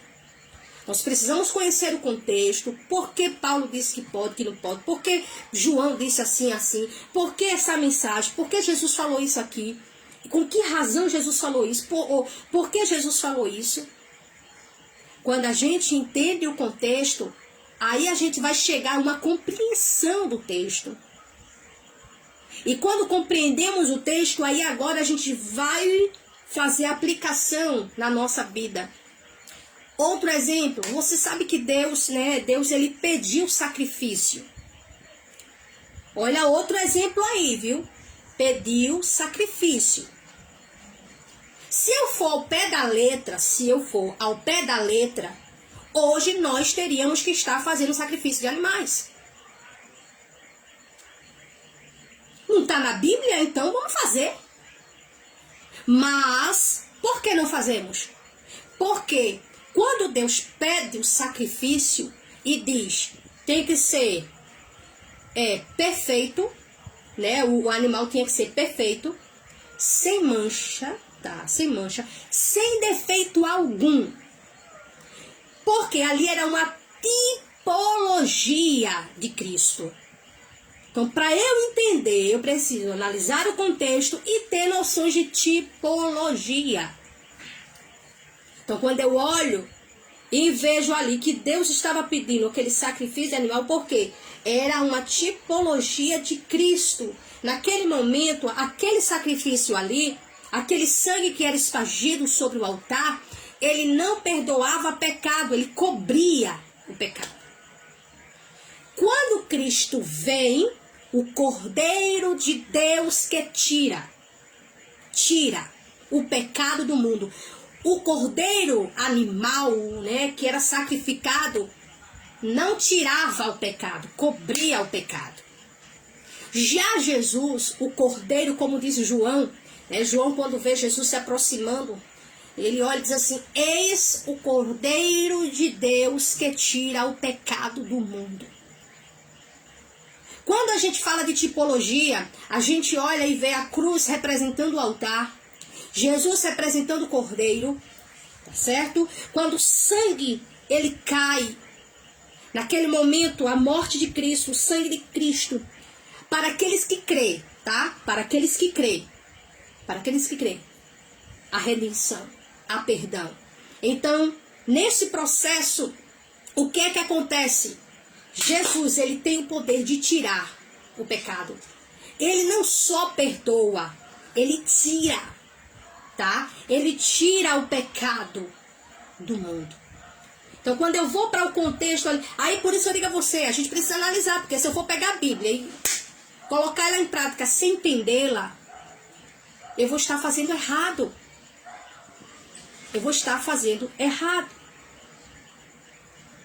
Seguindo aqui a nossa leitura aqui, ainda no distanciamento contextual, deixa eu só falar aqui, acrescentar aqui uma coisa. Você que quiser continuar também vendo os outros dias aí, vamos até sexta-feira. Se você quiser o material, tá? Você pode mandar mensagem para mim pelo Messenger e eu te mando material. É gratuito, tá? Você não precisa gastar R$1. Você vai receber de graça esse material para você também estar acompanhando aí de casa, né? Aí na sua tranquilidade, no descanso do seu lar, estudando e aprendendo aí como interpretar a Bíblia, amém? Voltando aqui agora. As cartas de Paulo foram escritas, olha aqui, tá? Visando atender às necessidades de igrejas locais. Bom, então primeiro a gente precisa entender isso. Entendermos isso, tá? Entendermos que as cartas que Paulo escreveu foi para atender às necessidades de igrejas locais. Vamos lá. Não posso entender corretamente. Quando eu faço uma leitura superficial, uma leitura por cima, quando eu faço uma leitura como esta, desse tipo, eu não vou poder entender corretamente o que ele queria dizer. Eu faço aquela leitura, deve ser isso aqui, né? Acho que ele está querendo dizer isso aqui, né? Pronto, aí agora vamos colocar aí pro povo, vamos descer aí de igual abaixo, né, do povo aí, o povo tem que fazer isso aqui porque tá dizendo aqui na Bíblia, meu irmão. O importante é que tá aqui na Bíblia. Se tá na Bíblia, vamos lá fazer. E não é assim. Não posso entender corretamente o ensinamento do apóstolo sobre o uso do véu pelas mulheres, 1 Coríntios 11, tá? Porque quando Paulo aqui no capítulo 11 de 1 Coríntios, ele ao mesmo tempo, ele está incentivando as mulheres a profetizarem, ele orienta que as mulheres usassem o véu. Aí eu pergunto a você, por que você não usa o véu, hein, irmã? Você aí que fala tanto, não, porque tem que fazer, tem que ser, tem que... A gente tem que seguir a Bíblia, se olhou, a gente seguir, a gente não pode perguntar o que significava, não, a gente não pode perguntar não. Isso não é questionar a Bíblia, não é questionar a Deus. Isso é buscar entender. E a gente só consegue entender se a gente perguntar. A pessoa fica calada, não pergunta nada, aí lê de todo jeito e quer fazer. Então como é que eu vou entender corretamente essa situação da igreja aí, né? Quando Paulo, ele cobra dessas mulheres. Preste atenção. Quando as mulheres, elas iriam orar, profetizar, elas tinham que colocar o véu. Elas não viviam para cima e para baixo com o véu não, tá? Ah, cadê o povo? Tá todo mundo, as mulheres tá tudo para cima e para baixo de véu. Não, esconder na cara, tem que esconder a beleza. Não. Tô falando aqui dentro desse ensinamento. Paulo orientava as mulheres a usarem o véu. E existia um porquê. Só que quando a gente lê, a gente não vai enxergar o porquê Paulo disse. A gente só vai enxergar um versículo, um texto, onde está dizendo que a mulher, ao profetizar, ao orar em público ou nas reuniões, tinha que colocar o véu. Então agora as mulheres têm que usar véu. Vai orar, tem que usar véu. Vai profetizar, tem que usar véu. Porque a Bíblia está dizendo que as mulheres, quando iam profetizar, tinham que colocar o véu.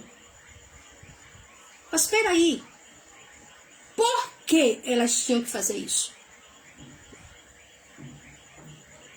Então, se eu não conhecer o contexto, eu não vou entender corretamente o porquê Paulo, ele orientou que as mulheres, ao profetizarem e orarem, usassem o véu.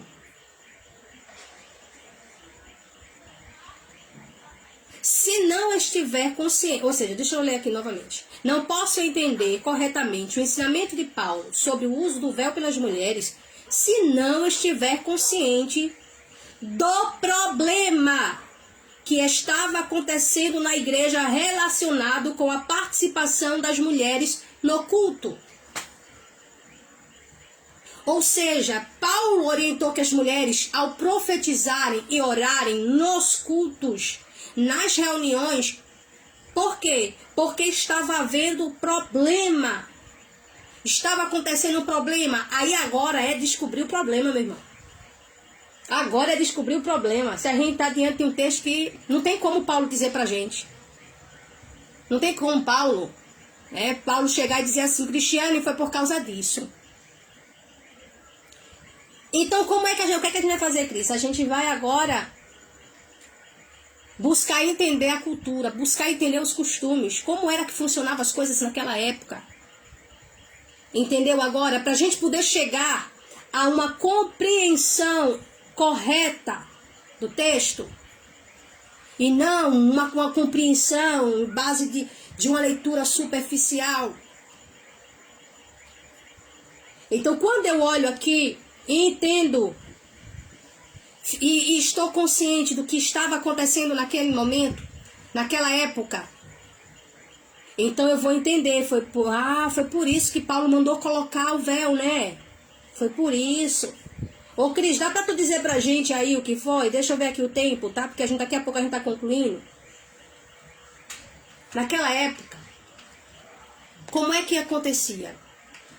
As mulheres gentílicas, as mulheres, né, que iam orar nos templos dos seus deuses, elas entravam de todo jeito. Elas não usavam o véu, né? Porque a cultura deles, além de ser assim, né, dos gentios na época, eles adoravam outros deuses também, né? Muitas cidades, principalmente Éfeso, né? Éfeso, Coríntio. E Paulo está no contexto de Coríntio, está se dirigindo à igreja de Coríntio. Em nenhum outro texto você vai ver Paulo orientando as mulheres a usar véu, mas aqui ele fala, por quê? No contexto lá onde estava a igreja do Senhor ali, naquela comunidade, haviam templos construídos a outros deuses, como a Afrodite, né, que é a deusa, não só, é a deusa da fertilidade, do amor, um negócio assim, pronto, eu não entendo muito bem dessas deusas não. Só o entendimento de Deus mesmo, Deus Todo-Poderoso. Aí quando você olha e vê que lá tinham, então, aquelas mulheres que iriam cultuar os seus deuses, elas entravam, né, com a cabeça, elas ou raspavam a cabeça ou cortavam o cabelo bem curtinho, tá? E entravam na presença, né, iam lá prestar seus cultos aos seus deuses. Então, dessa forma, o que é que acontece? Quando a gente vem e vê Paulo orientando, não era para as mulheres estar com pano na cabeça na hora do culto, não. Veja, eu vou até fazer isso aqui. 1 Coríntios capítulo 11, tá? O negócio tá muito bom aqui. 1 Coríntios capítulo 11. Deixa eu dar uma... Ai.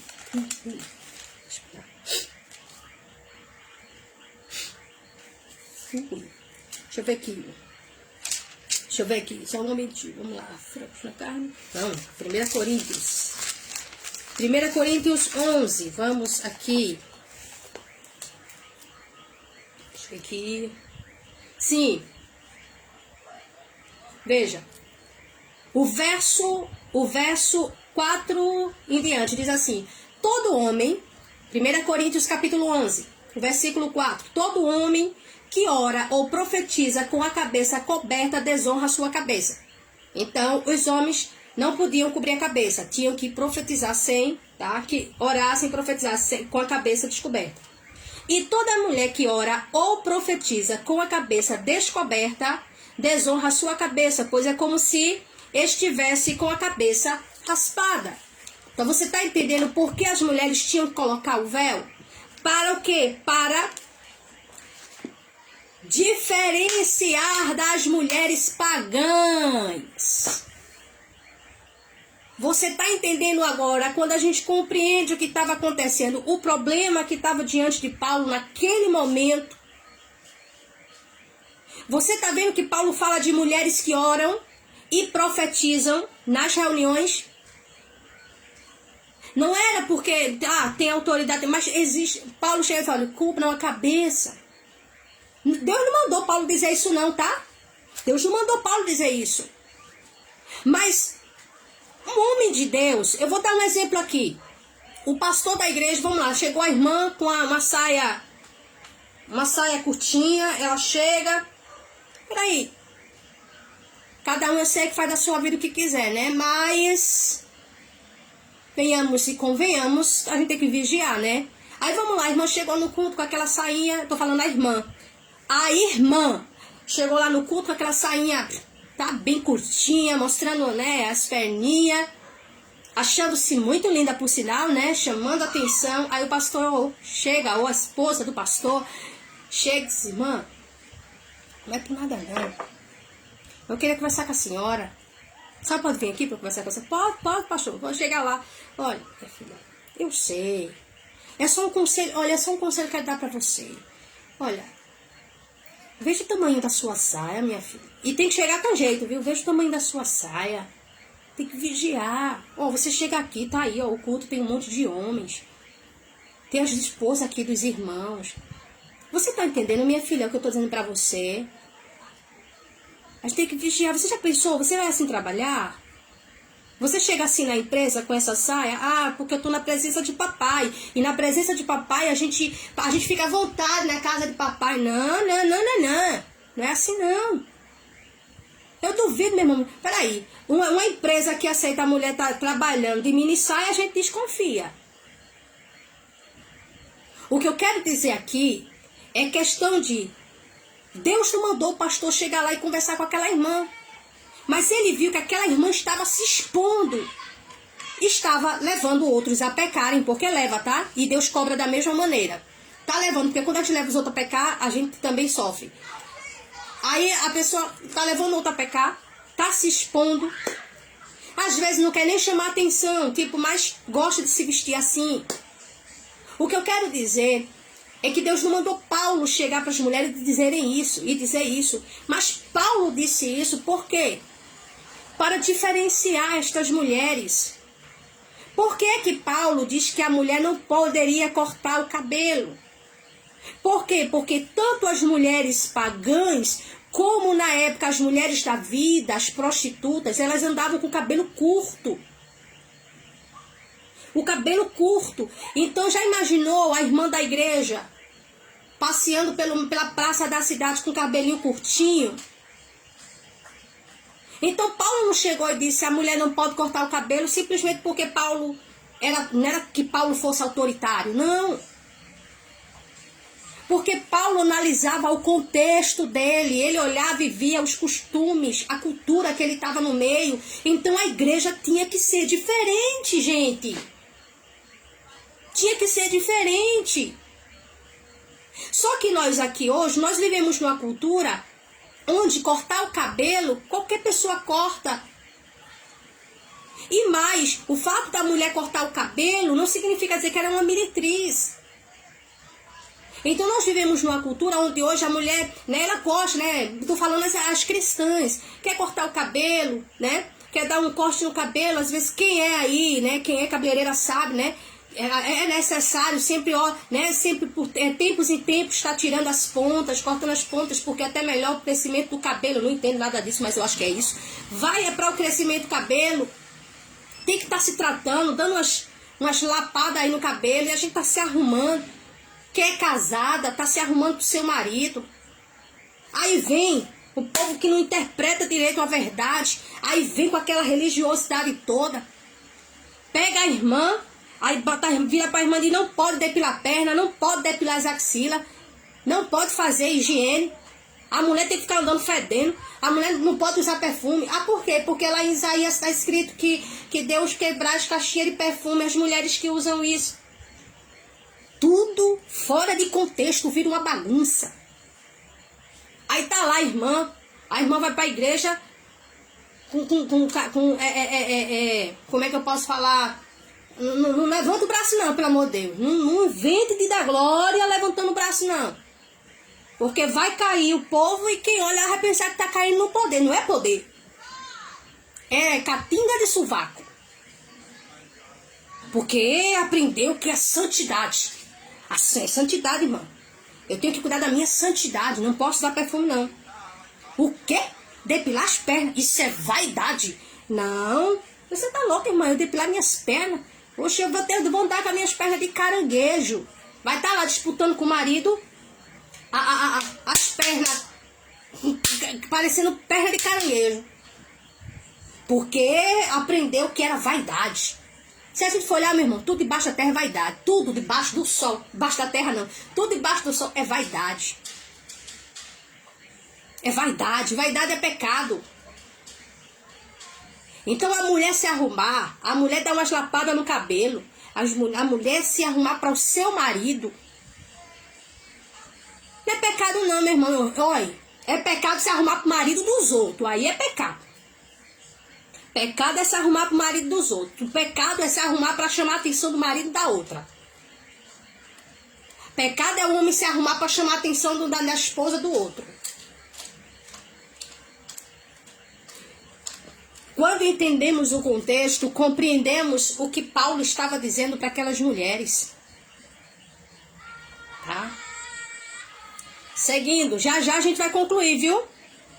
A gente vai estar orando aqui agradecendo. E amanhã tem mais. Você que não tem o nosso material, você diz que quer e eu mando para você, tá? E é de graça. Nós vamos com esse estudo até sexta-feira, ensinando você como interpretar a Bíblia. Aqui. Igualmente, em 1 João, ou igualmente, 1 João, toma outra relevância. Quando fico consciente de que João estava escrevendo contra a influência de uma forma incipiente de gnosticismo nas igrejas da Ásia Menor. Quando a gente pega a primeira epístola de João e entendemos que João estava escrevendo contra a influência de uma forma incipiente de gnosticismo nas igrejas da Ásia Menor, eu vou compreender o que ele de fato queria transmitir. Mas eu só vou entender isso se a partir do momento que eu conheço. A partir do momento que eu faço um estudo, estamos ainda no distanciamento contextual. Então, quando eu vou lá no contexto de João, aí eu vou entender porque é que ele estava falando todas aquelas palavras ali na sua primeira epístola. Ou ainda que o livro de Abacuque foi escrito no contexto de iminente invasão por potências estrangeiras. Você está entendendo? Quando você tem essa noção do distanciamento contextual e você vai ler o livro de Abacuque, você vai entender isso. Quando você tem noção de você, então, para eu entender, Cris, eu tenho que ter noção de contexto, eu tenho que analisar o contexto da época, isso mesmo, tem que analisar o contexto da época. Quando você analisa o contexto, então você vai entender, você vai perceber que Abacuque foi escrito nesse contexto de iminente invasão por potências estrangeiras. Ali os caldeus se levantando contra Israel, para levá-los cativos. A mensagem do Evangelho de Marcos fica mais clara quando descobrimos, preste atenção nisso aí, que Marcos escreveu, provavelmente, para ajudar os crentes romanos a enfrentar as provações que sofriam por causa de Cristo. Quando eu levo em conta esse distanciamento contextual e vejo que eu preciso, que é essencial, que é necessário eu analisar esse contexto da época, quando eu faço isso, eu vou entender que provavelmente Marcos escreveu para ajudar, veja, não para os judeus, ele escreveu para ajudar os crentes romanos da sua época, que estava passando por provações por causa de Cristo. Então, a gente pensa, não, Marcos escreveu para os judeus, Por quê? Porque está no contexto, Mas aí quando a gente analisa, sabe por quê? Marcos, o livro, ou seja, o Evangelho de Jesus Cristo segundo escreveu Marcos, quando Marcos escreve, por que essa expressão provavelmente? Porque se você observar o Evangelho de Marcos, você vai perceber que ele está sempre explicando.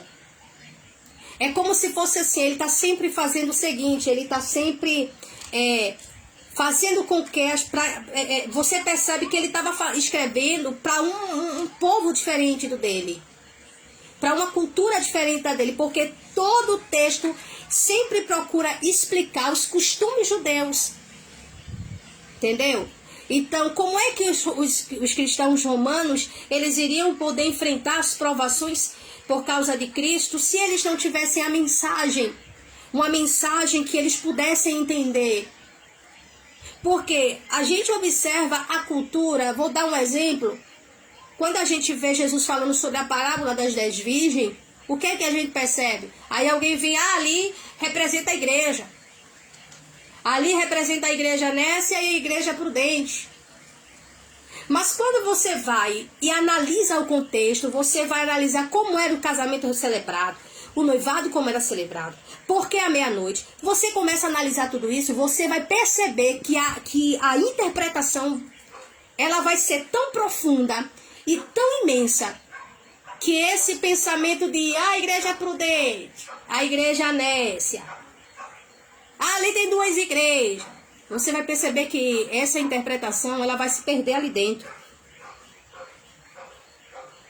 Lembrando-se que o texto foi escrito para aquela época. Então a gente precisa compreender isso, ter noção desse distanciamento contextual. Ainda seguindo aqui para a gente já concluirmos, para nós concluirmos. E o livro de Jonas, o livro de Jonas, eu acredito que a gente para aqui, deixa eu ver. A gente vai parar aqui, tá? No distanciamento contextual. Amanhã nós vamos dar continuidade no no ponto seguinte. E o livro de Jonas, especialmente a atitude de Jonas. Por quê? Aí vem, Jonas era... eu escutei muito isso e já preguei assim, tá? Temos que ser humildes e reconhecer. Eu preguei assim porque eu aprendi assim. Jonas foi um covarde. Jonas foi um crente covarde. Um medroso, por isso que ele correu, por isso que ele fugiu. Quando a gente entende o contexto de Jonas, a gente vai entender por que Jonas era contra os ninivitas. E quando entendemos o motivo da atitude de Jonas, a interpretação, a exegese, ela ganha maior clareza. E a gente descobre que, quando a gente analisa o contexto de Jonas, a gente descobre que havia uma antipatia natural, tá? Natural dos judeus contra os ninivitas por causa de seus grandes pecados. Então Jonas não foi porque não estava com medo. Jonas não foi porque Jonas era covarde, de jeito nenhum. Jonas não foi por causa da rixa, por causa dessa antipatia que os judeus tinham contra os ninivitas por causa dos pecados dos ninivitas. Para quem não sabe, né, analisando pelo contexto de Jonas, os ninivitas eram um povo cruel. O rei de Nínive era cruel. O pecado dos ninivitas eram terríveis. Tanto que Deus mandou a mensagem de juízo contra os ninivitas, contra a cidade de Nínive. Então Deus manda Jonas ir. E o que é que Jonas faz? Vai para Tarso. Vai tentar sair, fugir do trajeto que Deus havia designado. Então, quando a gente entende isso, então a gente vai perceber o quê? A interpretação não mudou? A tua compreensão não mudou? Quando nós olhamos e percebemos, simplesmente, que Jonas não fugiu por medo, não fugiu que era covarde, não fugiu que ao tentar sair da rota de Deus, da direção que Deus havia designado para ele, aquilo não significa que Jonas estava com medo, mas sim que Jonas não queria ir. Jonas olha e disse, eu não vou. Por quê? Porque eu não gosto desse povo.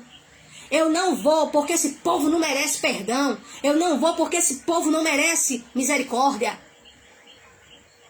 Então é quando acontece aquele rebuliço todo, Jonas para debaixo, né? Deus vai e faz com que ali onde Jonas estava crescesse uma boboreira. E Deus mandou um bichinho que matou a boboreira. E o Jonas ficou furioso por causa da boboreira, a bichinha. Oh, a coitadinha da boboreira, meu Deus. Para Jonas, a boboreira valia mais, tinha mais valor do que os ninivitas. Homens que não sabiam discernir entre a mão direita e a esquerda, como disse o próprio Deus. Mas o Senhor disse, vai. Quando Jonas chega lá e prega a mensagem de juízo, está pensando que foi mensagem de, estou contigo e não abro? Estou contigo, eu nunca vou te deixar. Vem aqui, meu filho, você tá pecando, né? Você tá errado, mas eu tô com você mesmo assim. Vá, meu filho, continue assim. Porque no tempo certo você para de pecar. Não. Foi mensagem de juízo, meu irmão. Deus te mandou a mensagem, era essa. O caminho era esse. Quando Jonas chega e entrega a mensagem de Deus para os ninivitas, a Bíblia diz que os ninivitas se arrependeram, meu irmão. Se arrependeram. O rei convocou a cidade inteira. Se humilharam. Se humilharam diante de Deus para alcançar o perdão. E sabe o que a Bíblia diz? Que Deus perdoou a cidade de Nínive. Então agora orando para nós estarmos agradecendo desde já, que Deus abençoe a tua vida. Tá? Se você desejar amanhã, esteja aqui conosco para estar agora também dando continuidade nesse estudo. Espero ter atendido nesse dia de hoje aí a expectativa de vocês.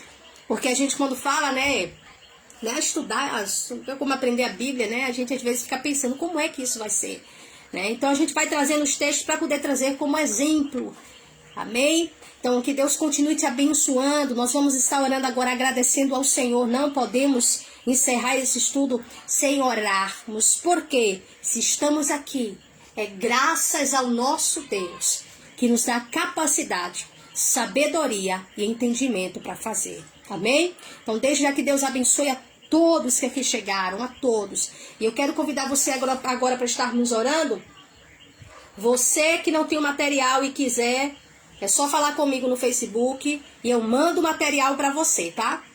É gratuito, com 100%, viu? Eu vou estar enviando para você, se você desejar, o slide.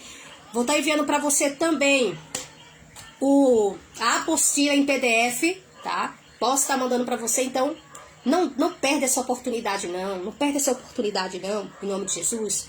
Amém? E no dia 3 eu vou mandar todos os vídeos dos 5 dias aí de estudo para você, tá? Até você se cansar aí, né? Se encher da pastora Cris, amém? Então, desde já que Deus continue vos abençoando e tudo. E assim oramos ao Senhor. Eterno Deus e Pai, graças ao Senhor nas alturas. Como não agradecer ao Senhor, Pai, pela vida da igreja? Oro pela vida dos que aqui ficaram, aqueles que aqui por algum momento pararam, receberam pouco, entenderam pouco e seguiram. Que o Senhor continue nos abençoando, Pai, capacitando a nossa vida, a nossa família, né? Eu creio, Deus, que esse estudo vai ser um divisor de água na vida de muita gente. Assim como foi na minha vida e continua sendo, eu creio que vai ser na vida da igreja, na vida de cada um de nós, um divisor de águas. Então, se agradar ao Senhor, continua abençoando a tua igreja, nos concedendo a noite de paz e de descanso, em nome de Jesus. Amém. Que Deus abençoe a todos. E amanhã, o horário marcado, o mesmo horário, às 19 horas, eu estarei aqui para nós já estarmos com o nosso segundo ponto aí, tá? Amanhã nós vamos estar falando sobre distanciamento cultural, distanciamento linguístico. E a gente vai até onde dá pra gente fazer amanhã, né? Amém? Que Deus continue abençoando a todos. Um beijo no coração de cada um de vocês. E não poderia também deixar de dar a bênção apostólica para vocês. Que a graça do nosso Deus, o amor do nosso Pai, a comunhão e as consolações do Espírito Santo seja com cada um de nós. Que Deus em Cristo te conceda uma noite abençoada. E que em nome de Jesus, a paz de Deus que excede a todo entendimento seja contigo, seja com a tua família. Em nome de Jesus. Amém.